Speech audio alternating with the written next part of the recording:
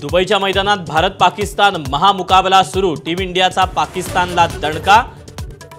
128 धावांचं भारतासमोर लक्ष्य।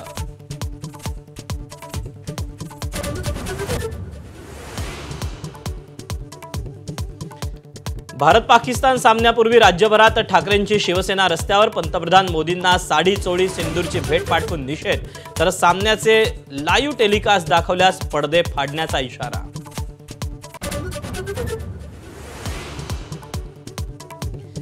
भारताचा संघ जयशहांच्या दबावामुळे सामना खेळणार। संजय राऊतांचा हल्लाबोल, तर सामन्यासाठी 1.5 लाख कोटींचा जुगार लागल्याचा संजय राऊतांचा दावा।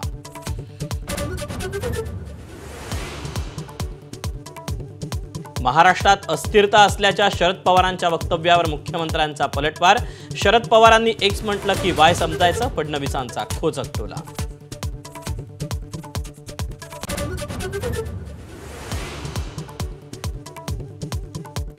काँग्रेसनंतर शरद पवारांच्या राष्ट्रवादीनं नाशिकच्या मेळाव्यात दाखवली मतचोरीची प्रात्यक्षिकं। उद्या मतचोरी विरोधात आक्रोश मोर्चा।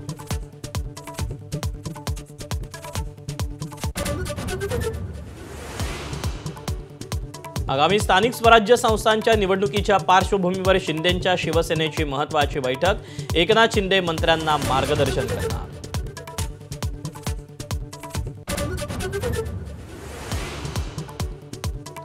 लक्ष्मण हाकेंच्या विवाहाच्या मुद्द्यावर मनोज जरांगेंचं प्रत्युत्तर, तर कोणता मराठा सुखी ठेवला अजित पवारांना विचारणा। अलिबाबा उल्लेख करत छगन भुजबळांनाही डिवचलं।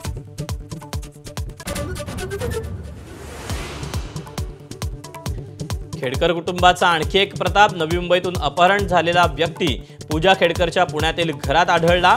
ट्रकवर हेल्पर म्हणून काम करणाऱ्या प्रल्हाद कुमारची पूजाच्या घरातून सुटका।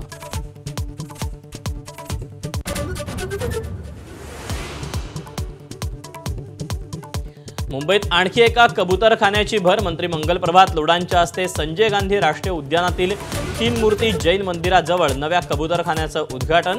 मुंबईतील कबूतरखान्यांची संख्या 52 वर।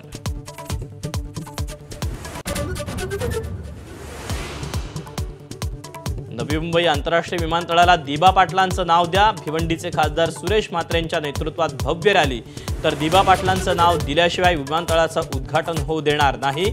खासदार संजय दिना पाटील आणि मनसे नेते राजू पाटलांचा इशारा।